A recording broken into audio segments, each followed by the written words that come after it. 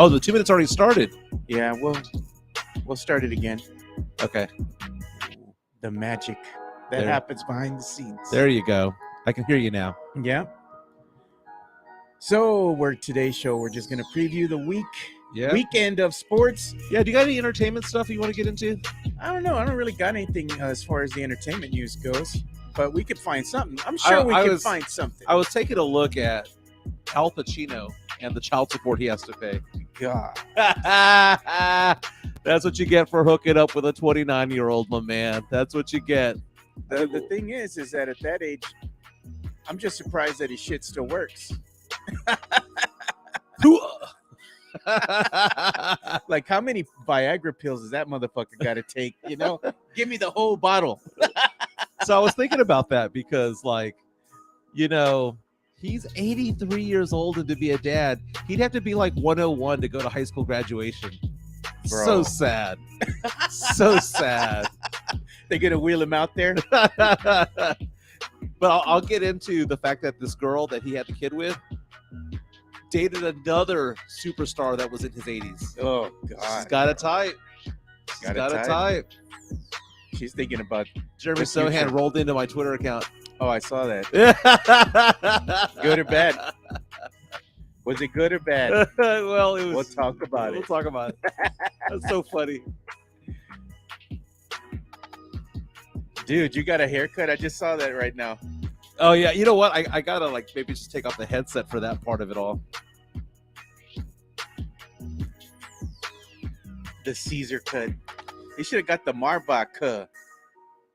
There's not much difference between the two.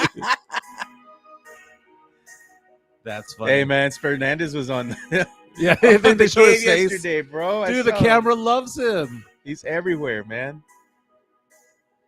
All right, here we go. Let's do this. My name's Mike Jimenez. This is the Alamo City Sportscast coming at you from San Antonio, Texas.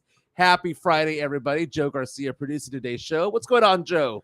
Nothing, man. Hey, we all had a great day the other day, man. Me and you. Yeah. Stout House. We were at the Stout House. I've sobered up a bit. Yeah, I think I was still drunk. Great. No, the thing is that how often do you get to celebrate your favorite baseball team winning a World Series? Astros fans got to do it twice. As a Texas Rangers fan, a big one growing up. Okay, not as much over the years because they broke my heart a decade ago.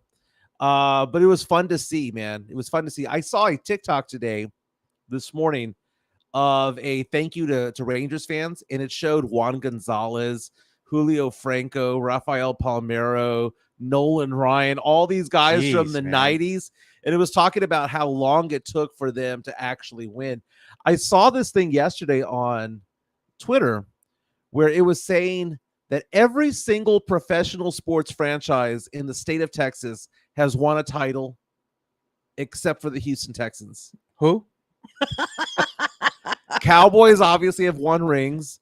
The Spurs, the Mavericks, the Rockets, even the Dallas Stars won a title. Yeah, and now we got to go ahead and include the Texas Rangers have won something now. Astros, Rangers, yeah. And that's Spurs. It, man. That's it. Hey, we're live right now on YouTube. Again, we start at 10:30. We go about an hour and 15 minutes. Yeah. If you want to take part, like, subscribe, leave us comments. So many people reaching out. In fact, Matt Lerma already coming at me saying, do not say anything negative about Jeremy Sochan. Okay. Well, he did enter the chat. He did reply to a thread of mine on Twitter. So obviously he monitors what's going on, and I respect it. It wasn't a burner account. It wasn't Kevin Durant type of burner account. It was him coming out and commenting on what was being said about him. It was me. I am he, You know what? Dude, if I have to be the bulletin board material to get Jeremy Sochan going, so be it. You're welcome, Spurs fans. You're welcome. But, man, we have a lot to get into. We've got to talk about the Spurs. Wemby just balled out yesterday. Welcome to the NBA, Victor Wembanyama. And the league has been put on notice. They saw. And today, this morning, turning on ESPN and hearing Stephen A. Smith and Greeny and all the guys on Sports Center come out and say, "Oh my God, this guy is good." Man, fuck Stephen A. Smith, bro. You know what? That guy flip-flops so fucking much. No, Kiss the my the ass, one that man. can kiss our ass is Shaq, who came out and said that Oh, man. that Wemby is basically bull. Shut the hell up. You know who else likes to talk shit a lot? Who's that? The guy that they name you after. Oh, Skip Bayless? Skip Bayless, dude. Yeah. He's a bandwagon, bro. He said he wasn't a Spurs fan because they were losing. He wasn't a Cowboys fan because they keep losing. He has a love-hate relationship like I do with Greg I'm Popovich. with him, man. Nobody listens. Does anybody listen to him anymore? I don't think so. Dude, they get big ratings, dude. How? ESPN's dying, man. How? It's dying. Pat McAfee's trying to save the whole thing. No, Fox Sports does a pretty decent job, man. They have a pretty decent lineup, man. It rivals ESPN. I would even say that it's superior to ESPN in some respects, in a lot of respects. But do you know what is awful? The Bally Sports app. Because last night when I was watching the game, could I get it on the app on my TV? No. I don't know. Could I get it on my laptop? No. Could I get it on my cell phone? Yes. So here I am last night in bed with the charger on, just watching the game like this. My hand and my arm were cramping because I'm trying to watch the game on a cell phone. Ridiculous. It felt like I don't know, man. I didn't have any problems. I watched the Bally. I use Bally Sports, right? The Bally Sports app. I have it on this other TV in the back. All the smart TVs here in the studio. This TV that I have upstairs, me and the wife watch TV on. I was able to watch the game without incident. Yeah. You know? Puro Pinche Spurs comes out and says Skip Bayless is dying without Shannon Sharp. Dude, Shannon Sharp's dying without Skip Bayless. He calls Stephen A. Smith Skip half the time. Skip. I like, look, Unc, you got your glasses on? Tim reaches out and says Mike and Joe need to save ESPN. Nah, man. You know what? You know what's even worse than watching Skip Bayless? Jim Rome. I didn't even know that brother was still alive, I don't want to hear Jim Rome's name. He's in my old time slot over at San Antonio Sportscast. I know that. And it's difficult to listen to. Jim Rome. I mean, they had Paul Feinbaum on that station for many, many years, and that was even worse to listen to. But lots to get into. We'll be talking about the Spurs. Big win last night. Back-to-back victories in the Valley of the Sun against the Phoenix Suns. We're going to talk about the fact that the Dallas Cowboys have a chance this Sunday to take control of the NFC. Respect the star. Take control of the NFC. It is that good. I'm wearing my LSU dad shirt. Lots of good college football games this weekend. LSU and Bama. Yeah. Let's talk about some college football. We're going to get into the fact that Jeremy Sochan entered the chat. I think that's going to be kind of fun. Entertainment news. Al Pacino going to have to stroke a check because he hooked up with a 20-something-year-old. How does that even happen, man? Like we were talking about before we came out, on the show today. Yeah. How does that shit still work, bro? He's like 80-something years old. He doesn't take one pill, and it fixes everything. He has to take like the. Do you know what he does? Man. Do you know what he does? Half the bottle of Viagra. He has to give his pecker the Any Given Sunday speech. Oh God! Just awful. get it all turned on. You can do this. It's a game of inches. Wasn't that the stupidest speech ever, dude? It was dumb. Any Given Sunday is one of the dumbest sports movies I have ever seen. Because it's just comedy. And so many people come at me like, no, man, that's a great movie. First of all, there was a lot to like when it came to the actual football scenes, right? You had Jamie Foxx as Willie Beeman. You had Dennis Quaid as the quarterback. There was a lot to like. LL Cool J. Lot to like about that movie. Cameron Diaz was a nugget. But overall, Al Pacino as a head coach of a football team did believe it. Was unbelievable. And I'm saying unbelievable in a bad way. Yeah. You know what was better, man? The Replacements. You know what? I saw The Replacements for the first time last year, and I really liked it. It wasn't a bad movie. Yeah, dude. That's the Keanu Reeves, Gene Hackman. Yeah. Nothing wrong with that. Yeah. Let's talk about the Spurs last night, because the Spurs, wow. Raise your hand. Remember the first game that they played against the Suns earlier this week? It was like, raise your hand if you stayed awake the entire time. If you watched the game for the four quarters. Because most people woke up and were like, what, we won? Last night's game was, when is Phoenix going to make this run? Because the Spurs came out guns a-blazing, big lead. They got up to what, 27 points at some 27 point? points, and Devin Booker was in the game. And Booker was playing. Exactly. Yeah. That's a very good point. So they were pretty much healthy right there. Yeah, no excuses. Vassell goes out with an injury in the second quarter. He played very well in the first half. Groin tightness. That's odd. Bro. Yeah, that was a little bit odd. And then there was a little scary moment with Tre Jones, but Tre Jones came back into the game. Dude, Tre Jones got bodied by an ex-Spur, Drew Eubanks, bro. Yeah, Eubanks lowered the shoulder, man. Yeah, exactly. He lowered the boom man. on him. That should have been a technical foul. Borderline. I see where you're going with that. But he lowered his shoulder. Tre Jones got hurt for a while, came back, had a really good game. Sochan looked amazing in the first quarter. Tre Jones looked amazing the rest of the way. Lots of great performances. But the thing about this is this. The Spurs have their number one scorer in Devin Vassell out of the game. Still with a big lead. Phoenix started to chip away towards the end of the third quarter. The bottom fell out. 4.5 minutes to go in the game. Spurs and Suns are suddenly tied because of a Keita Bates-Diop three-pointer. Man, Keita Bates-Diop was, man, he was lighting it up, bro. How many former Spurs were going up against us, man? I bet you every time he hit a shot, he was looking at him like, look at Pop. Y'all motherfuckers got rid of me, you know? look at that Pop.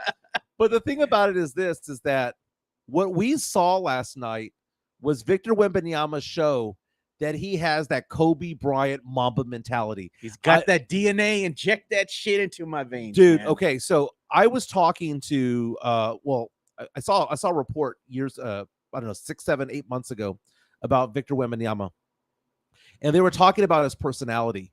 And a lot of times people were saying, well, man, Pop is going to sit him, is going to load manage him and all that stuff. And I was like, no, he's not going to.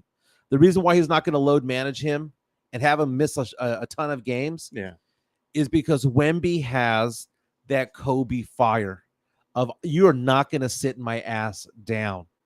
Now, we'll see what's going on because the Spurs are going to play 3 games in 4 nights this week, starting on Sunday. But Wemby has that personal desire of I am going to beat you. And yesterday was the first time that the Spurs actually ran the offense through him. And it took Vassell going down for an injury for that to happen. And Wemby put the team on his shoulders and carried this team to a victory on the offensive side of the ball, the defensive side of the ball, a career high 38 points. Only the second player in NBA history to have a 35-10 game. Well, at that age, at 19. The other person, Kevin Durant, who he was up against. And you see him against Kevin Durant. A lot of people describe Victor Wembanyama as the next coming of Kevin Durant. Kevin Durant offensively, but somebody else defensively, a David Robinson defensively, Hakeem Olajuwon defensively, a Ralph Sampson defensively. But offensively, they say he's a lot like Kevin Durant. There's a lot of Kevin Durant in him. Runs the break better than Durant. But did you see them at the free throw line? They're lining up on the blocks right there. And he is towering over Kevin Durant. Kevin Durant, who's 6'11", 7 feet tall, towering over him. Wemby yesterday showed that all of the national media who's been giving him crap and saying that he's a bust or that he's hype, just they ate it. Middle finger, 5th game of the year, 38 points, a double-double, carried the team to a victory. No one can say anything anymore. Shaq can't say anything. Kendrick Perkins and all of those guys can't say crap anymore because you know what? This guy is doing things that we haven't seen since Shaq, that we haven't seen since Kevin Durant, that we haven't seen since Tim Duncan and David Robinson. Victor Wembanyama is going to be an all-star this year. And in the past, 20 years, there's been 2? As a rookie. Blake Griffin was the last one 12 years ago. And then he had LeBron James. This is a special talent. This is a generational talent. And we're finally seeing it. And it took Vassell's injury to kind of make that happen. I got to tell you something, man. One of the things that I observed yesterday during this game is when the game got close, Suns were going to make a run. They're going to make a run. And they did. And they tied the game. And then Coach Pop immediately calls the timeout. Let's put Victor Wembanyama in. Let's sit down, booty crumbs over there, Zach Collins, and let's try to win this shit. Yeah. So Pop made the right call. He put in Victor, and Victor came out. I got to tell you, man, the kid came out, didn't even look rattled. He looked calm, like, it's all good, baby. We got this. I'm going to come back and I'm going to make us win, And the thing that I liked about Victor is that he learned something yesterday. I don't know if Spurs fans noticed this, but one thing that Victor, the switch went on, and I saw that moment. He was in the game. He was at the top of the free throw line, and he noticed that I don't got to wait for the Suns to come up there and start guarding me. Yeah, I'm going to beat them. So he got the ball and immediately he shot it and he made it. They started doing that. They started doing pick and rolls for him, but the pick and rolls were happening outside the 3-point arc. Yeah, which if you're going to body him up, you can't body him up from 28 feet away. So it kind of goes away from that. Let's take a look at some of the stats from yesterday's game. Victor Wembanyama, again, 38 points, 10 rebounds, 2 blocks. Did it on 15 of 26 shooting. Knocked down 3 of 6 from 3. But it was a collective team effort. Zach Collins, 7 for 10, 3 out of 3. Knocked down all 3 3-pointers. Dude had a fantastic game yesterday. Jeremy Sochan, 7 for 13. Also had 9 assists, 14 points, 9 assists. Zach Collins with 19 points. Keldon Johnson was the only one that struggled. He only had 7 points, but Wemby had 38. Vassell had 17 minutes in only 17 points in 1 half. But let's talk about Tre Jones. 12 points, 10 assists. And he almost got knocked the fuck out, and he came back. But here's the thing. Sochan played good yesterday. When they let him play defense. He played good. He had some really good passes. He was showing better court vision in the first quarter. He had a block and everything in crunch time. But a lot of what he did well yesterday was off ball, playing like a forward. Now, he did have some good passes. So as a point guard, per se, if we're going to use the phrase point guard, he did a little bit better today, or last night, rather. But Tre Jones played better. And someone said earlier, I think it was Matt Lerma on our YouTube chat, saying, don't say anything bad about Sochan. I'm not saying anything bad about Sochan, but we see the pattern growing even more because last night Spurs won by 11 points, right? Yeah. 11. I go back to plus minus. Who had the best plus minus on the Spurs last night? Victor Wembanyama. 21. Plus 21. Who had the second best? That's actually going to be Devin Vassell. Oh, no, it wasn't Devin Vassell. It was Tre Jones. Tre 19. Jones. The Spurs outscored the Suns by 19 when Tre Jones was on the court. What was the plus minus for Jeremy Sochan yesterday? Jeremy Sochan's plus minus was 0. 0. And for a lot of the game, it was actually negative. So it's weird because we see flashes from Jeremy Sochan of improvement at the point guard position, the point forward, whatever you're going to call him. He showed better awareness. He was bringing the ball up faster than before. That was my big complaint earlier this week, was that the transition offense is so much better with Tre Jones because he's pushing the ball up the court because he's a true point guard. He's pushing the tempo. Yep. And he's pushing it also defensively as well. He's trying to poke balls away and things like that. Sochan played a lot better yesterday at point guard. He played a lot better at point guard yesterday. So I will give him a B+ for last night's game. The problem is that Tre Jones was an A-, A+. So even though Sochan played so much better, Tre Jones is out of his mind right now playing. And the Spurs hum offensively when Tre Jones is out there. And I don't want to hear this crap about, well, it's because he plays against the backups. Dude, that's the stupidest argument ever. The starters play together the first 5 minutes of the game, and then subs come in, and it's 3 starters, 2 subs, and whatnot. Because when I saw Tre Jones balling out, Devin Booker was on the court. I saw him balling out with Kevin Durant on the court. Yeah. So I don't want to hear this crap about, well, look at Anthony. Tre Jones is playing with the backups. This was funny to me, too, because I saw the same thing. Durant and Booker kept smiling, thinking they were going to come back and win.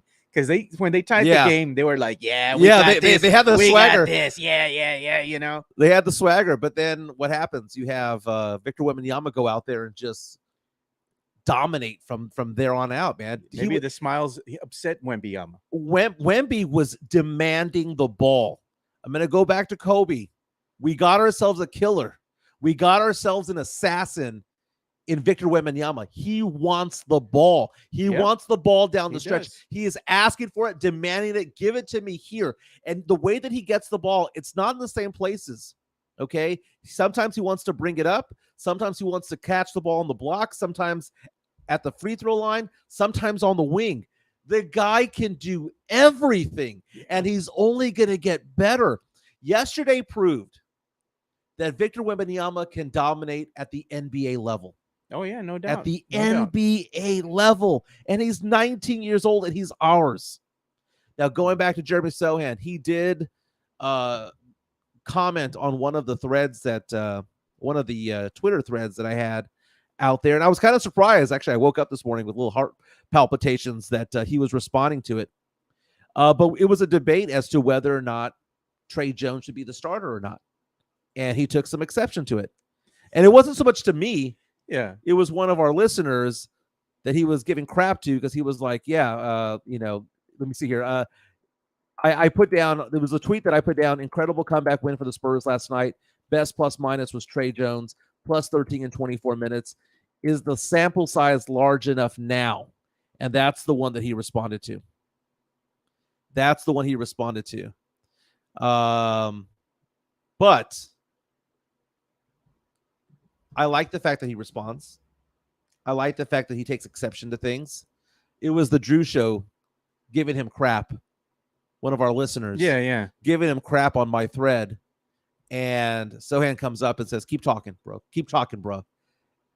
Dude, again, these are young guys. They're impressionable. They love social media. They're addicted to social media. It is what it is. So are we. I like the fact that he responded. And I like the fact that he is getting better. Do I want him to be the starting point guard of this team? No. But I want him on this team.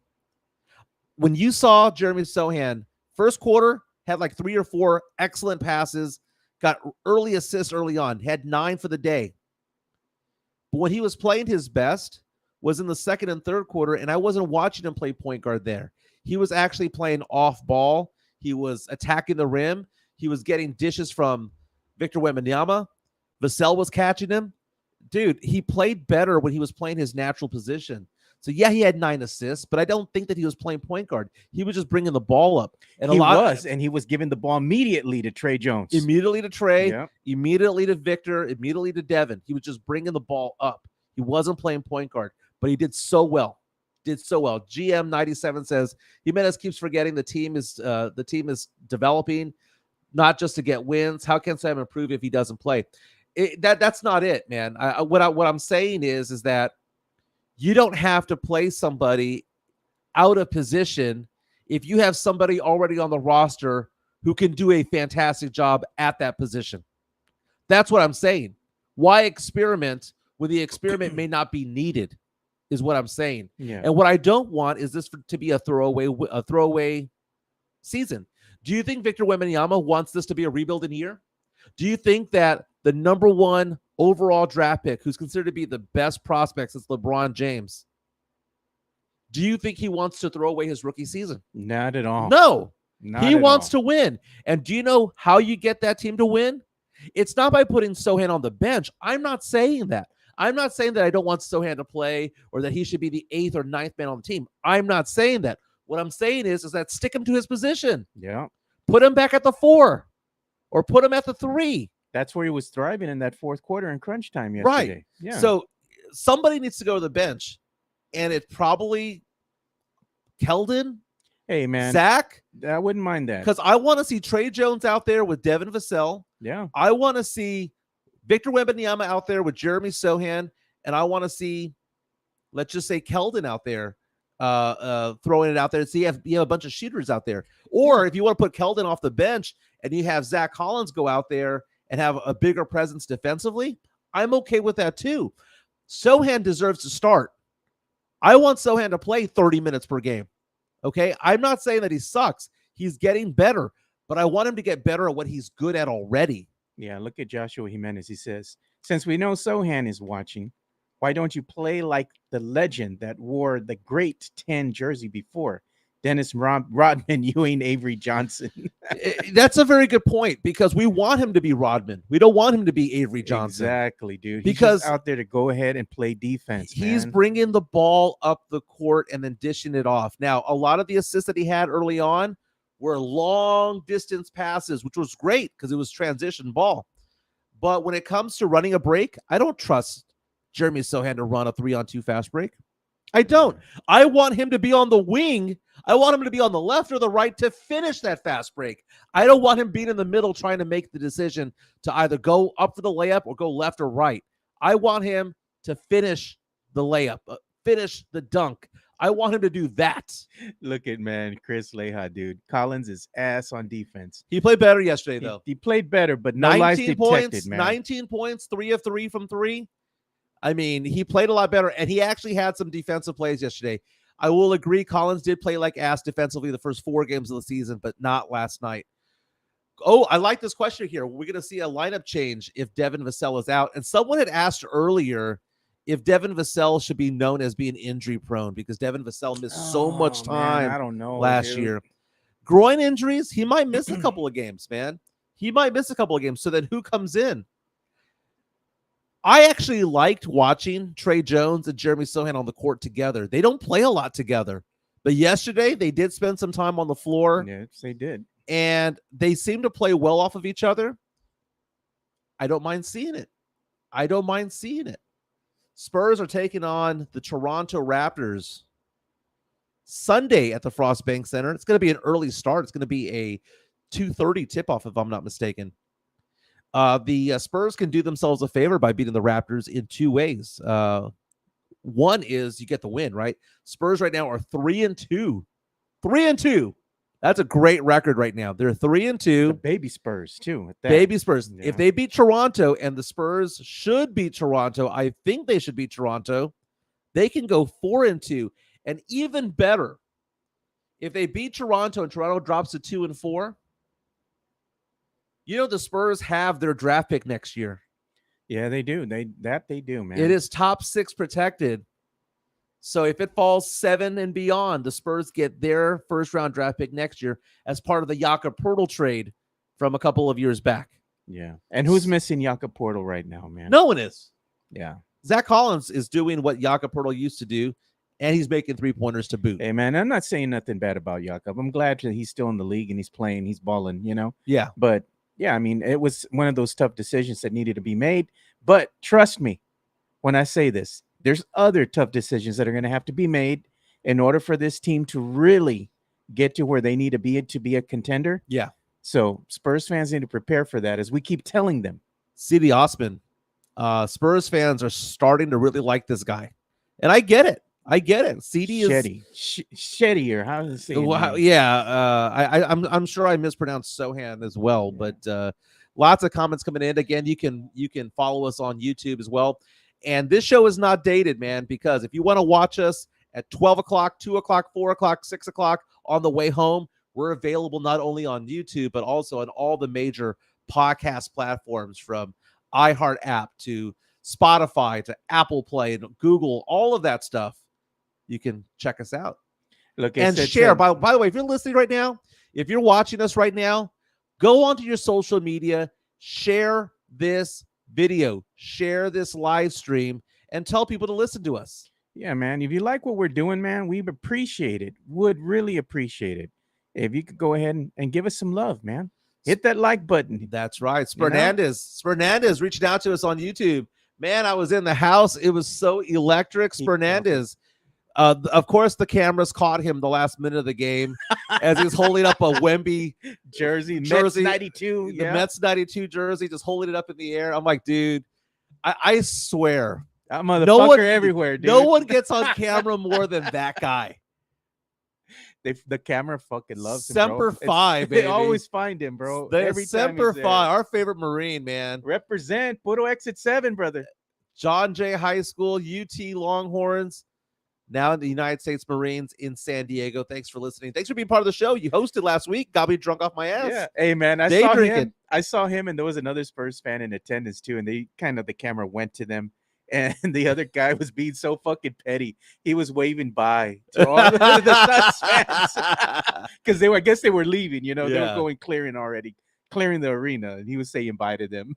Charlie Hernandez is asking the question: where are we drinking this weekend, boys? We already have the answer.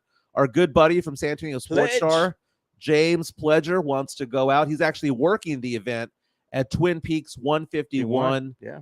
Right around the corner. Right around the corner. Yeah. I'm gonna have to watch the Cowboys game someplace, right? Yeah. Well, I already warned him. I said, Pledge, I'm gonna be out there. I said, I'm gonna pull up. We can get litty, dude. Yeah, I'm gonna take it easy, dude. I'll just drink beer. And that's what you say. That's what you say. Yeah, that's true. And then what after like hey man, you want some Crown and Coke? You'd be like, fuck it. They have no karaoke there. Because when you and I were at the Stout House watching the Rangers win the World Series, we had fun, man. We got all excited. We were about to leave, and they're like, karaoke night starting, and I'm like, what? Hold my beer. Yeah. Hey man, we had some drinks, bro. We were doing some damage. It was good. Doing some damage. Hey man, I gotta say the Crown and Coke, that was going down good. Well, it was the special. I mean, that was the drink special for the night. So got to make it happen. Hey man, and then they had the karaoke, man. And I go ahead and commend anyone who's brave enough to get that mic and go up there and start singing. Even if I'm doing the Humpty dance. Even if you're doing the Humpty dance. We got video of that, but that's from Mike's private collection. Yeah, I was doing the Fernandez dance in my seat, the boxing. Yep. Yeah, I didn't post that one, but that was funny. Man. Good times, bro. Good times. Very, very cool, man. Hey, lots going on over here. Thank you to all the people who are reaching out to us on YouTube. It's funny because we see them in real time, and it's like post. Like we can't even read them all. There's so many coming in. Spurs again, 3 games in 4 nights, beginning 2:30 on Sunday. I might need to go to that game, man. I might need to go 2:30 on Sunday. Well, it's a matinee. I could be home by 6. I'll do this. I got an extra ticket to the game. You want to be my +1? Dude, I'd love to. +1. I'll take you to the game, dude. It starts at 2:30. After the game, we'll tell Pledge this. Hold tight. We're coming. Oh, that's right. That's also the game. Wow. Cowboy fans, which ones are you going to do? You going to watch the Cowboys Eagles, or are you going to go to the Frost Bank Center? Go frost yourself. 3 games in 4 nights for the Spurs. Again, they play 2:30 on Sunday against the Raptors. Then they have a road game against the Indiana Pacers, and then another road game against the New York Knicks. 3 games in 4 nights. Early starts, man. So we've been watching the Phoenix games at like 9 o'clock at night, right? So these games like Monday against Indiana and Wednesday against the New York Knicks, those are 6 o'clock and 6:30 starts. The game against the Knicks, his first game, Wemby's first game at Madison Square Garden, going to be on ESPN. What Tim asked you, bro. Did the lady in the green pants show Did the lady up? in the green pants show up? No. Come on. No. I would have brought it up, okay? I would have brought it up. Hey, there was a lady that was really nice to us. What was her? I forgot her name. She was an older lady. She was doing karaoke. She was really cool, man. Yeah, sweet lady. She was really cool. Dude, she had some pipes, dude. No, she did, man. She could sweet sing. Old lady, man. She could sing. Yeah. Very, very nice, man. Lots going on over here. Let's talk about the Dallas Cowboys because they're going to try to take control of the NFC. I mean, if they go and beat the Eagles on Sunday, Joe, would you consider them to be the best team in the NFC? I think at that time, if they go ahead and beat the Eagles, man, you got to really give yourself time to process if that's what really happens. I mean, like Morpheus, your head. Like Morpheus to Neo. Are you starting to believe at that point? You got to scratch your head and be like, is this Cowboys team better than the Eagles? Well, here's the thing. They're playing at Lincoln Financial Field in Philadelphia. Eagles favored by only 3. You get 3 points for being the home team. That means that Vegas believes that on a neutral field, these 2 teams are equal to each other. We've seen Dak Prescott play so well the past couple of games, and he's airing it out. That's the thing. Cowboys coming in at 5-2, Eagles at 7-1. The Cowboys need to win this one to go ahead and stay in contention with the Eagles. Because like you said, if the Eagles win this one, it's game over, bro.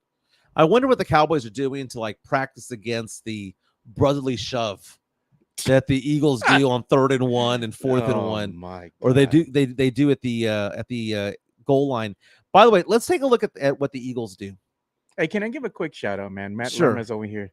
He's just wanting to let everybody know that the Poodle Network is going to have their first meetup of the year, and they're going to be at the Black Lab Brewing Company at 1602 East Houston Street from 5 to 8:30 p.m. on Saturday. I'll Very try cool. to make it there, man, because I'm going to be celebrating my daughter's birthday, but I don't know when we're taking her out to eat. I don't know if we're going today after I get out of work, Right. or we going on Saturday. She's the boss, man. She's coming back, you know, for the weekend because it's her birthday. Shout out to my daughter. Her name is Sarah. She Happy turned birthday. 20 today, the big 2-0. Happy birthday. Yeah. Very, very cool. And I still, every day I wake up in the morning and then she laughs at me on my dresser. I have the picture the day she was born. When I'm holding her in my arms, I took a picture of her, and that's the picture that I have on my mantle. Being a girl dad special, man. Yeah. And she's like, Dad, you have a shrine built to me. I'm like, because I have a lot of pictures of me and her. Yeah. I'm like, well, you're the only baby girl I got. You Yeah. know? Love being a girl dad. We're talking about the Eagles and Cowboys. The Eagles have this thing where they let teams hang around. They played the Patriots in week 1, only won by 5. They played the Vikings week 2, only won by 6. Week 4 against the Washington Commanders, it went into overtime. They had a close game against the Rams. They lost a one-possession game to Zach Wilson and the Jets. And then last weekend, taking on the Washington Commanders, it was a tough game. Eagles won, but it was 38-31. Meantime, the Cowboys Eagles were behind on that one. They were behind most of the time. Meantime, the Cowboys come out, and again, I like using the phrase guns a-blazing, because 43 points against the Rams in their last game. Look at Chris Gonzalez. Fly, Eagle, flies. No, don't bring me that pendejada right there. Hell with the Eagles, man. Pinche lechuzas cagadas. If the Eagles win this game, division over. It'll be the first week of November, and unless Jalen Hurts gets injured, it's over. It's over, which means the Cowboys would have to go and be the number 5 or 6 seed, which means they're going to go on the road to start the playoffs, more than likely against either the Saints or the Atlanta Falcons. This is a playoff game for the Dallas Cowboys. This is a playoff game. It's going to be a playoff atmosphere. Cowboys, Eagles. You know how rowdy those Philly fans are. You think they're going to start throwing batteries like they used to back in the day? Santa ain't going to be there, man. They used to have freaking socks, bro, and they used to fill them with batteries, swing them around, and throw them at the opposing team, you know, that was there, whether it be Cowboys fans or whoever. Yeah. They would throw batteries and all sorts of shit on the field, man. When I was in high school band, man, you know, I'd go to Southwest High School, and they used to throw rocks at us. You know, they used to rock the bus.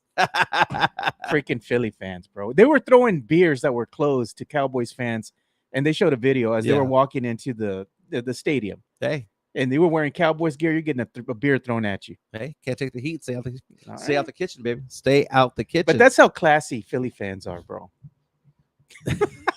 Dude, Cowboy fans aren't classy. What are you talking about? You make it sound like, hey, man, we're not throwing beers. You go to Jerry people. World and there's fights going on all over the place. That's different. That's in the stadium. That's like if you're going to a family barbecue. You're not going to get into disagreement with family at a family barbecue. You're not going to throw fists. Come on, man. We're raza, bro. Hey, we got somebody who wants to call in. Jeff Garcia is asking to jump on board. I called him earlier before the show to say, hey, Jeff, let's make this happen. Well, I'll go ahead and call the brother up. All right, Jeff Garcia from Locked On Spurs, Kens 5. Don't forget to subscribe to him at Jeff G Spurs Zone. You know what? Fuck it. Let's go ahead and play his intro. His little segment. Let's do it.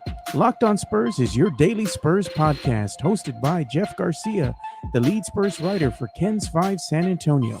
Jeff has a healthy plethora of guests all the time on the Locked On Spurs podcast.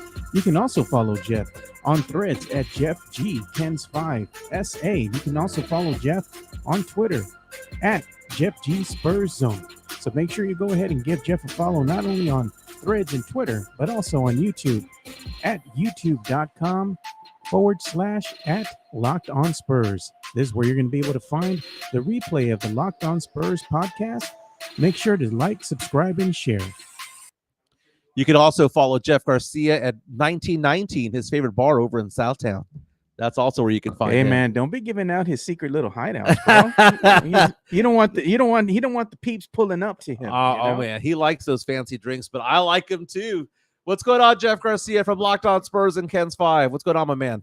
What's going on, dude? What are y'all talking about right now? Drinks, and I missed that part. Oh no, we were talking about where we could find you.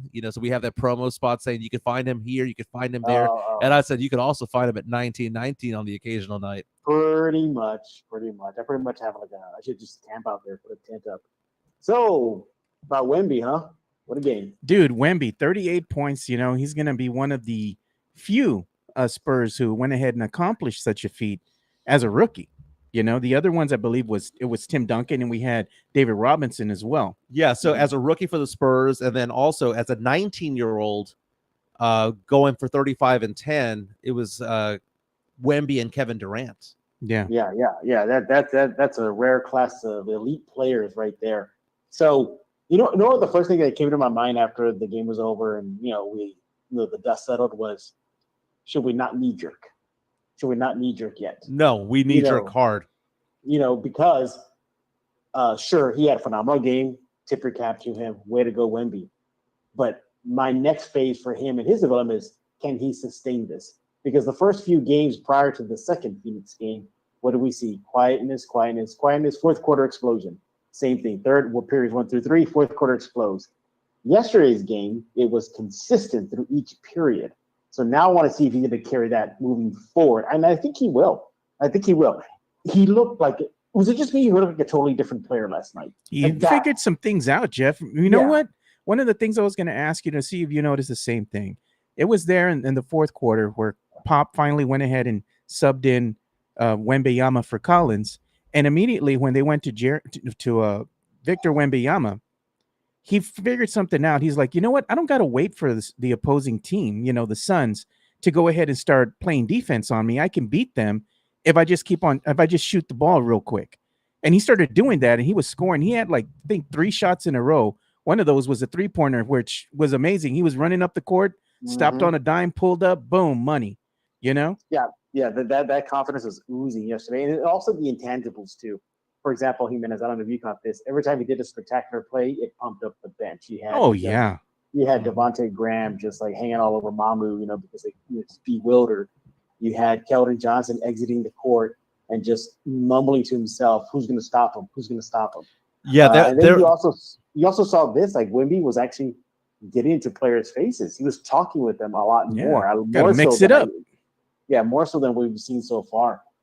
So inside, outside game on the offensive end, defensively, just being a pest, being that havoc. Yeah. Hey, Michael's going to ask you something, Jeff.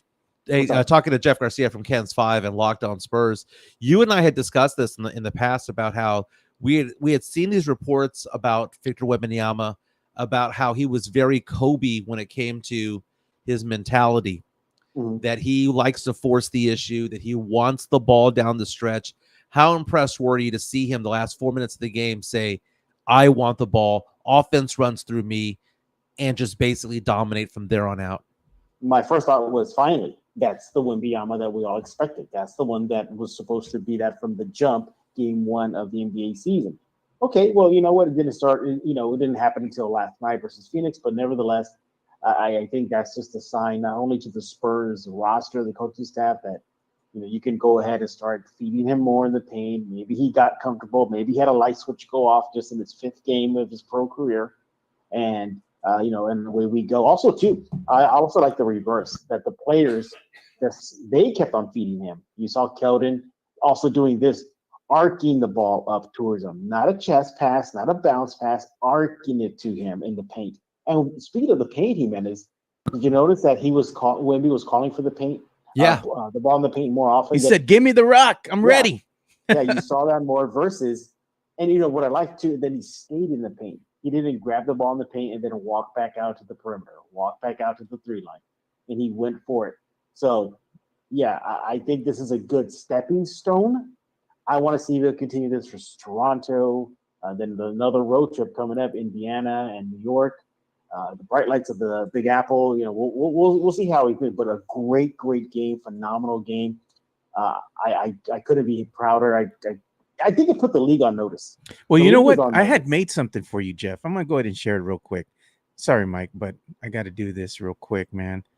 I made you a new graphic, Jeff. I don't know if you could see it, but I got rid of the other one. Let me check it out. Hang on. And this one's a little bit more professional. I told the guys, I told the peeps, we got to move away from the top Look hat at that. Look and at the that. plane and the steak, and I want to make it look more pro. So I like that picture of you when you were doing that video of Wembanyama before the season started. Man, I'm rocking the Vegeta, the Majin Vegeta. Exactly, the Majin. Yeah, man. So I went ahead and did that. So just to let you know, when you come out and make an appearance. Wait. Does Jimenez know what the M stands for? I don't think it stands for Michael. Yeah, Michael. That's for Michael. You try to get it, man, but my boy, he was quick with it. I respect it. No, it was so much fun watching the game last night. And my favorite part of it all was there were a handful of plays where they were feeding Wemby at the free throw line. Mm-hmm. And he was turning around, and it's like he had the vision of the entire court because he's so tall. He was finding people. He was being unselfish. It was a weird thing where it was, he shot more than 20 shots, right? Mm-hmm. But was unselfish in doing so. Yeah. Because he would find the guy. He wasn't forcing shots up. And now Wemby averages over 20 points per game. Mm-hmm. Now Wemby looks like, I know we're 5 games in, but it looks like if he can stay north of 20 points per game, you can guarantee he's going to be an all-star. He's elite. He might even be voted in. Oh, no doubt he's going to be voted in this season. I mean, look at him as just the NBA just pushing Wemby in everybody's face. How much does Jeff Garcia's vote count if he's going to go for Wemby for the All-Star game? You know what? The only vote I have within the league is I have a media vote for the NBA 2K League. So baby steps, guys. Oh, come on, man. So then next should be the NBA. You got to tell him, Jeff. Do you know who I am?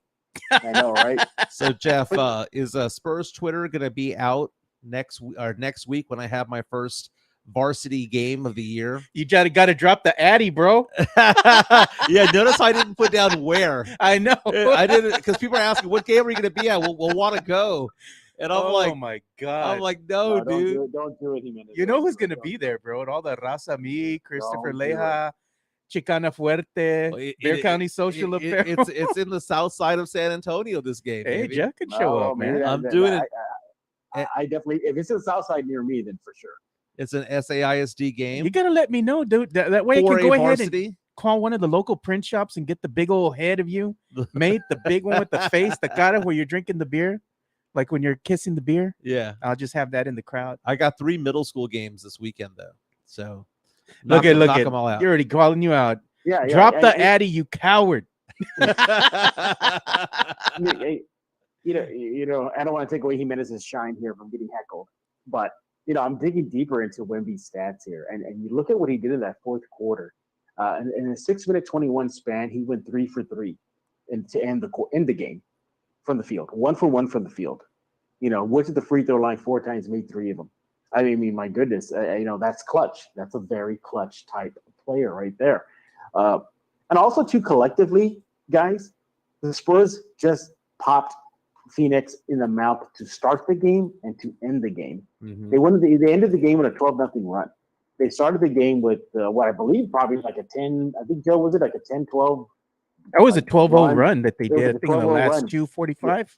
Yeah, in the last 2:45 they did a 12-0 run, but to start the game they did like I think it was like an 8-0 run or a 10-0 run, and really put Phoenix on their heels. And this is a Phoenix team, guys, that had Durant and Booker in uniform. So it's not like they were not fully powered. That could be their excuse. No. But and then here's the thing too. They also maintained that flow without Devin Vassell in the second half. I thought losing Vassell heading into the third and the fourth would really, really put a hamper on things. Like, oh my God, who's going to be that second option?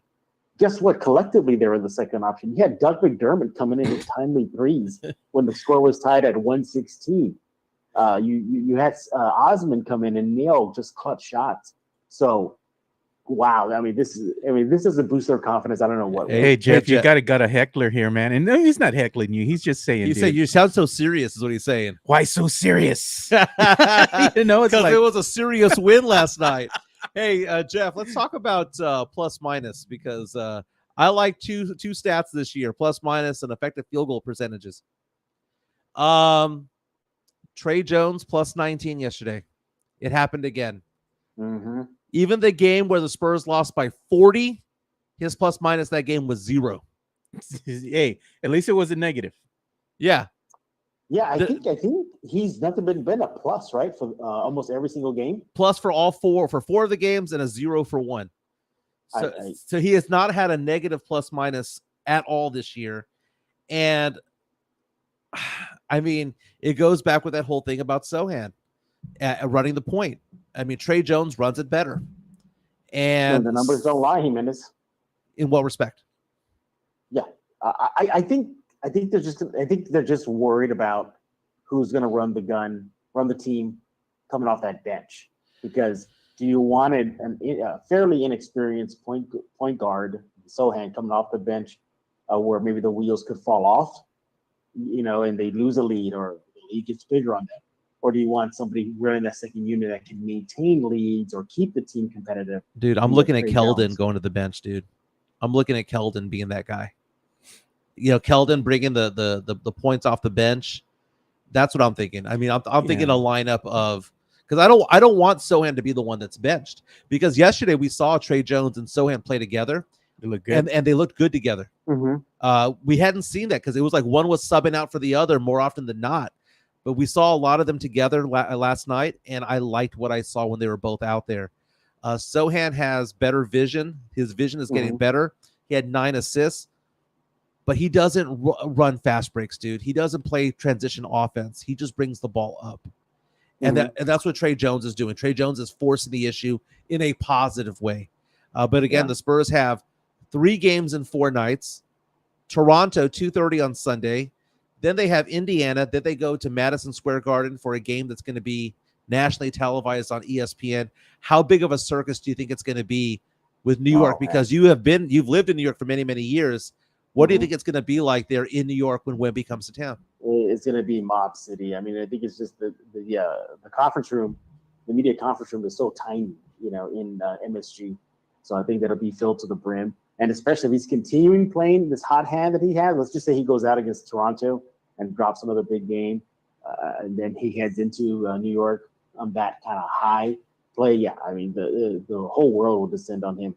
I mean, just look at today, on I think it was on ABC. Adam Silver showed up to talk about Wemby. So, it's all about him. Go ahead. Let me show you something real fast. I'm on SeatGeek right now, and I'm pretending that I'm a fan of the New York Knicks. Okay. The cheap seats right now. Yeah. So, for example, tonight, in-season tournament game between the Knicks and Bucks. Actually, that's at the Bucks. Okay, at Madison Square Garden against the Clippers next week. You can get cheap seats for $114. That's cheap for the Garden, man. Yeah, cheap seats. That's cheap. Yeah, that's cheap for the Garden. Exactly. It's probably without the fees, but we'll add to it. The Hornets can come in. You can go for $109. You can watch the Knicks play the Suns for $150. And those are the nosebleeds. But the most expensive game this month at Madison Square Garden is against the Spurs. Oh, no doubt, dude. The Wemby effect. For sure. How much? It is against the Spurs. $239. Okay. Is what they're asking for. And that is for section 226. Up there. For those y'all living in New York, just go outside. There's scalpers there will sell it cheap. but are they legit? Exactly. No, I've bought scalp tickets before the Yankee Stadium. They're legit. Talking to Jeff Garcia from Locked On Spurs, Ken's 5. We've talked about the Spurs. We've talked about the Cowboys. This weekend, we've got some college football. I'm going for LSU over Alabama. That's the big game for me. UTSA still undefeated. And conference play. Dude, Jeff Traylor says they're undefeated, so I'm gonna go with what Jeff Traylor says. And he's referring to conference play, bro. And that's all that matters, though, because there are 3 teams right now. Yeah, but I'm just saying overall, man. If you want to get technical, yeah. So if you're a UTSA fan, you want to watch them play tomorrow. You got to drive out to Denton because they're taking on North Texas. UTSA, as I said, is undefeated right now in the AAC, along with Tulane and SMU. It looks more and more like that game the day after Thanksgiving. Tulane, UTSA in New Orleans is going to determine, I think, who's going to win this particular conference. Yeah, and let's not forget Longhorns play tomorrow. They start off early at 11 o'clock against the Kansas State Wildcats, who are 6-2. I know, and they're nationally ranked. I think they're 25. 25. Yeah. So that's going to be a big game. Lots of good games. Yeah. You know, Michigan's going to cheat their way to a win again. Who are they playing this week, man? Come on. I mean, Michigan. You know, Michigan's ranked number 2 in the nation right now. But they ain't playing nobody. Their What the strength of damn? schedule's number 111. Dude, or they something ain't like that. playing nobody, bro. Dude, Nobody. it's all just. Who do they play stupid. tomorrow? Oh, they're playing Purdue. Yeah, Purdue's like a 2-6 record. Purdue's coach was out there saying, "Yeah, we know they've been scouting us. We know that we have video evidence of them bringing their people over to our side of the field." Bro, they don't got to worry, The man. Houston Astros of college football, your Michigan Wolverines. They have trash cans and everything, man. But let's get into some entertainment news. All right. I want to get Jeff's opinion on something with this entertainment news. Mhm. So we're gonna do entertainment news. We gotta do it right, bro. Let me go ahead and see if I can pull this up. Man. Let's get that bump music up. Let me get the bump. Yeah, exactly, man. Let me look for it. There it is. You ready? Let's do it.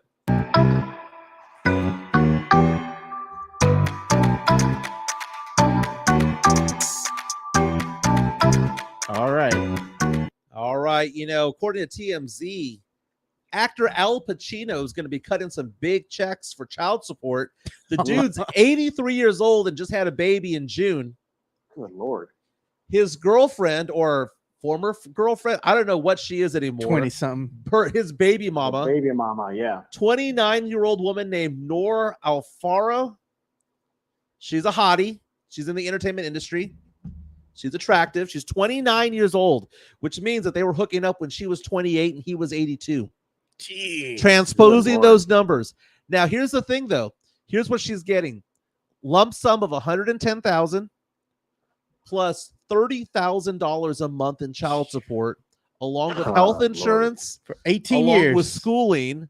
And if his income goes up, her income goes up. So for every new movie he's doing, she gets a bump as well.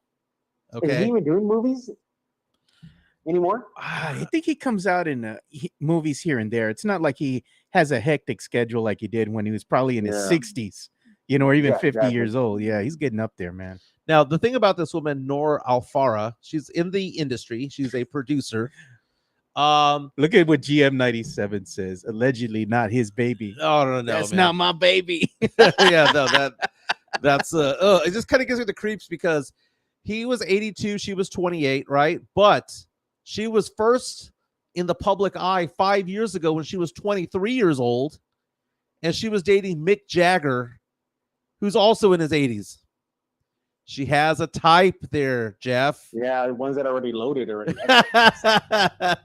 Let's say they're established. You know, they're established gentlemen. It's so gross, dude. I you know, here I am thinking that I already passed my. Well, I mean, I know biologically I can't have kids anytime, but I you know, I don't have any kids. But I mean, but to be 83, what was it? 83. 83 years old, having a kid. No, man. Jeez. We were talking about how much Viagra does it take at that point, dude. Half the bottle. I mean, man, she's smoking though. Got to inject it directly to the source or something. Put it in an IV. I got it in my IV, baby. $30,000 a month. But you know what? I mean, what is that guy worth? He's got to be worth tens of millions, right? Yeah, so man. no big deal. Yeah. No big deal. Chris Gonzalez saying Robert De Niro, Al Pacino, Mick Jagger, all having kids in their 80s. None of them will be there for high school graduation. It's just mathematically almost impossible. Hey, man, you know who else is getting up there in age too? The great Clint Eastwood. He's already like 93, bro. Yes. Still working. Well, okay, here's the thing. These old guys, they look old. But have you noticed all of these attractive actresses in their 50s that, like, they just don't age? Like Halle Berry doesn't age. Salma Hayek doesn't age. Sofia Vergara doesn't age. Oh, man, that's that Botox, bro. Mm-hmm. It's working wonders, exactly baby. It's working wonders. You know, you use that Botox and then they don't have facial expressions anymore. It's just, it doesn't move. They smile and it's just like, it's all weird, bro. I saw a video the other day of BB Rexa. Hey, no slander on my girl. Your girl. She has gone over to the other side of She went from being thick to being really, really big. Yeah, it's okay, man. Thickums. She's now she's thick with 2 C's. It's all good, Mike. I think she's with It's all 3 good. C's now, It's dude. all good. It's all good. it's a little too much now. Mike, you just can't handle them big girls, man. You're afraid. You're afraid you're gonna die. If you die, you die. Wait, you're gonna die. If you die, you die. So we're bringing back movie reviews on Monday. This weekend, I'm going to be watching Bloodsport for the first time ever. Man. No. Here we go. This is my first review in about 6 weeks. The last movie I reviewed was that Chuck Norris movie, What was it Delta called? Force. Delta Force. And I gave it a good review. I gave it like a B+.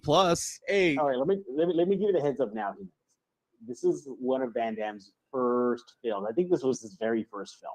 Okay, do I need to do another movie? Give me his best movie for me to do. you want to see Time Cop? I've never seen Time Cop. Do you want to see the one he did with Dennis Rodman? He did one with Dennis Rodman. Yeah, no, bro. You know what? Lionheart was a good one. Lionheart was a good one. Never seen any of these movies. You know where he's really good at? When he plays the villain in Expendables. Watch that. Yeah, but The Expendables is not a Van Damme movie. The Expendables is like he's one of 10 people that are out there. Yeah, the Lionheart one was a good one, though, because he starts off as a guy who's down on his luck. He's poor, and he goes to street fighting to get some money, you know, in the seedy underground, you know. Of the early that really stands out is Universal Soldier. That one actually is really good. And what was the one, Joe, where he was like in a wasteland, and oh my goodness, what was that one movie? It wasn't Time Cop. Cyborg. I think it was called Cyborg. Oh, yeah, Cyborg. What's the one where he went to the island just like Mortal Kombat, remember? Oh, Street Fighter. No. It wasn't Street Fighter. It was another one. It was from the 90s, I believe. And he gets transported to this island with other fighters, and they're fighting, you know, and it's like a fight to the death and this and that. You remember that one, Jeff? I forgot what it was called. Let me shake my damn. It sounds like Mortal Kombat. Exactly, bro. Exactly. But I think it came out right around the same time or a little bit before Mortal Kombat came out. But either way, we'll have something for you, man. We'll do a review on Monday. By the way, shout out Mr. Mike over there at Bear County. He made me a very unique T-shirt. He got the kickboxer famous scene of Jean-Claude Van Damme drunk dancing with 2 girls in a leotard and pants, and he merged that movie that I love with the anime that I love, Dragon Ball Z's Goku, and he put like Videl and Bulma on the side, and he has that scene recreated on a T-shirt for me. So I thought that was a pretty cool what he made me. People are saying right now on our YouTube stream that they want me to do Bloodsport. Yeah, that's the one. Maybe you should just stick with that one, because that you told the people you were going to review Bloodsport. Bloodsport. Okay. Will it be? Will I give it a better review than Big Trouble in Little China? You're probably going to sit here for the whole movie. You're not going to leave midway through. Which is the other one you couldn't watch? It was Big Trouble in Little China. And what was the other movie you said you were out? Warriors. Warriors, yeah. Hey, but by the way, Jimenez, you're going to be surprised to see Forrest Whitaker's in Bloodsport. Nice. Mm-hmm. Very, very cool. Very, very cool. Hey, you know what? I posted a photo on Twitter earlier this morning. I went to go get a haircut yesterday, and I don't spend a lot of money on haircuts, man. I'm not that guy, okay? I spend $20 or less for a haircut, right? I go to Great Clips. That's where I go. It's literally in my neighborhood. Come on, you're not going to Knockouts? I walk out of my neighborhood, and it's right there on the corner. I go to Great Clips, right? They have the coupons, by the way, on Facebook and on Instagram, and it's like $10, right? Yeah. So I go get a haircut yesterday, and I'm not paying attention, and this girl goes, she's like finishing me off, and she calls, oh well, What's he doing? You know, Epa. She's blowing me with a blow dryer. Oh my God. So she combs my hair forward, and then like takes the front part of my hair and then turns it to the side. So my hair is moving forward, and I'm looking at her going, "Wait, what do you do with my hair?" And she goes, "This is what your hair wants to do. That you've been fighting against the grain for so long. You've been fighting combing your hair back." She goes, "Your hair naturally goes from back to front. Like everyone has a different pattern of what their hair does. Yours goes back to front, and I'm there thinking to myself, are you giving me this? No, I wasn't thinking of the cut because I would never do that. Okay, it's almost there. That is child. What's it called? Abuse. If you give your kid, it's almost there, cut. Bro. They would have just lined that up. So I'm like, did you just give me the gladiator? what was that called? The Caesar cut? The Caesar cut. Yeah. So I'm rocking the Caesar cut today. It looks good on you. It's not that bad. Hey man, 46 years old, comb over, Jimenez. And I got all my hair, baby. Got all my hair. There's no bald spot, nothing, baby. No, what I like doing when I get a haircut and they give me the mirror to check out their work is I tell them, can you pull it to the back so I can see if there's any deficit going on or something starting back there. I always have to look, and then they always have to calm me down because I have two big major colics. Like I have one in the front of my head and the one in the back of my head. Do you get your hair colored, Jeff? Take out some of that gray. I'm thinking about it myself. Yeah. I do. I have to use it because if I just let it go, then my hair will literally turn all silver. Silver. You'll be like, silver. Was it like Vegeta? Like, was it a Ultra Instinct? You basically Ultra Instinct Goku. There you go. But if I don't like use some sort of just not complete like coloring, like get your hair dyed. Yeah. But like there's like that sun shampoo you can buy that just touch of gray it down. Yeah, like a touch, it takes it away. But during the pandemic, when nobody was getting haircuts, I let it go, and my hair was completely white. Whoa! Damn! Talk about silver and black. You were just the silverback there. I was just silver, man. When I let my hair, my hair, if it gets long after about, I get a haircut every 12 days, 12 to 14 days. Okay. If I go day 16, my hair gets really curly, and I can't stand it. I can't stand it. What kind of curls are we talking about? I mean, like the Superman curl in the front. Oh my god! It is Clark Kent. It is so bad. So I have to get a haircut pretty frequently. But I have very little gray. I've got I can count the number of gray hair I have on my hair in like two hands. Yeah. Right. But what's weird about it though is that if I was to grow out any facial hair, you have the gray beard. Yeah, I have a gray beard, but I have nothing but black on top. That's odd, bro. Yeah. It reversed. I'd say 50% of my scruff is silver and like 99% of my hair on the top is black. I've been accused of using Just for Men, but never have. No, I have to use it, man. Or if I let it go and then you don't see me for about a month, Jimenez or Joe, and you'll be like, man, how much did you age? Like, come on. Jeff would come up to me in the street somewhere, and I'd be like, I have no money, I have no cash. I had to get my hair did, bro.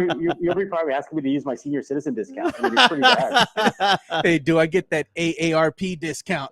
Hey, well, maybe I might do it now just to get that little extra buck savings. Oh, Lord, that's man. so sad.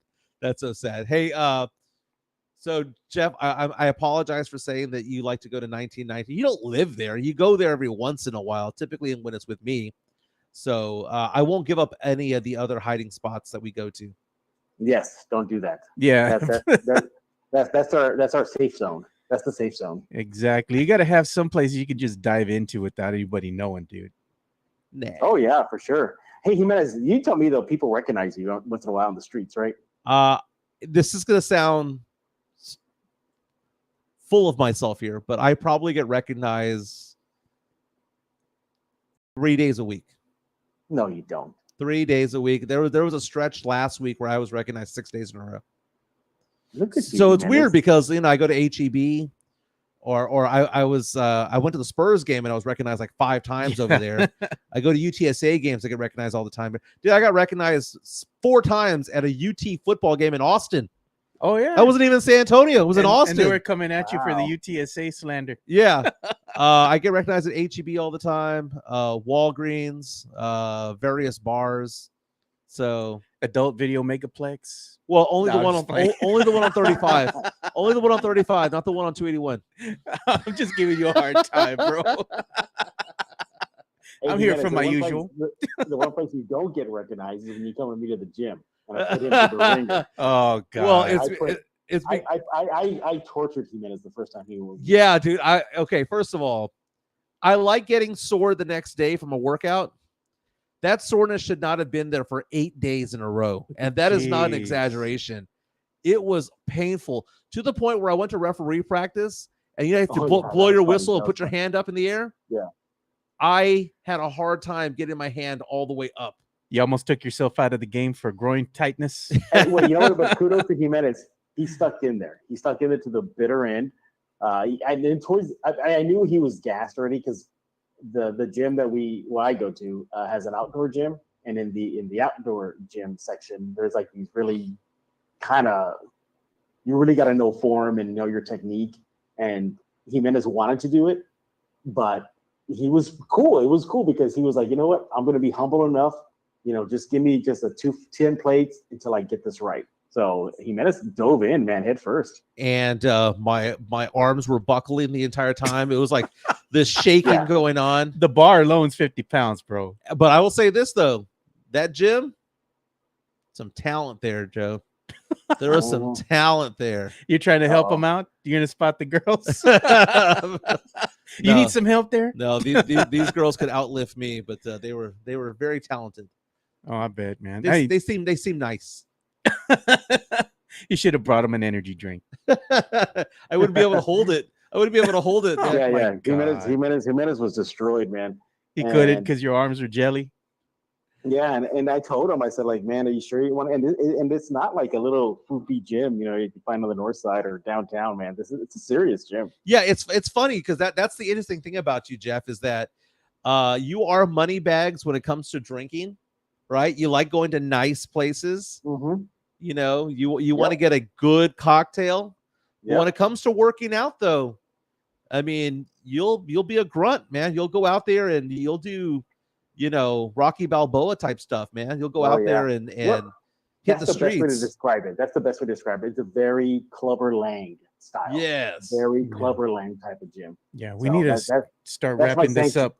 That's my sanctuary. All right, man. Hey, well, that is Jeff Garcia from Locked On Spurs, Cans 5. Don't forget to follow him. Did we give MCS some love? Oh, yeah. We're going to go ahead and do that right now. I'm going to go ahead and play their ad read right now. But, Jeff, we appreciate you, man. Have a good one. Yes, sir. Later on, Jeff. MCS General Contracting, more than 30 years of combined experience in concrete placement. They are the best in the business. Honest pricing, high quality work. They get going on house foundations, driveways, concrete patio decks. If you want to extend the deck, extend the driveway. If you're a business and you need to put together a slab, a parking lot, or other concrete placement services or sidewalks, reach out to MCS General Contracting at 210-774-9155. They're confident in their skills, so give Chris Leha over at MCS General Contracting a call at 210-774-9155. And thank you for being a sponsor of this show. Want to thank everybody for listening today. And before we go, someone just responded, Coach MacGyver on Twitter, saying that my haircut is the Jorge Clooney, not the George Clooney. The Jorge. I like that. But we got to take off. Everyone have a safe weekend. Have a fun weekend out there. I'll try not to get recognized, when I'm out and about, Well, hey, remember Sunday we do have that Spurs game to go Sunday, to at 2:30, the Raptors. Sunday, 2:30 Spurs Raptors at the Frost Bank Center. 3:25, you have Cowboys taking on the Philadelphia Eagles from Lincoln Financial. Huge game. UTSA on the road tomorrow, 2 p.m. kickoff against North Texas. And UT at 11 a.m. against K-State. Yeah. Lots of sports this weekend. Lots that we'll cover on Monday. Oh, and they got the parade today, I believe. One of my boys was just the Rangers? The Rangers parade. That's what a winner does. They celebrate. Nice. Not like the Astros. Astros. Very nice. Everyone have a safe time out there. Fun time this weekend. Go Spurs. Let's come back 4-2, baby. And Cowboys, let's make it happen, baby. Go Cowboys, man. Let's make it happen. Go Cowboys. Talk to you guys soon, man. You'll have a safe weekend. Laters.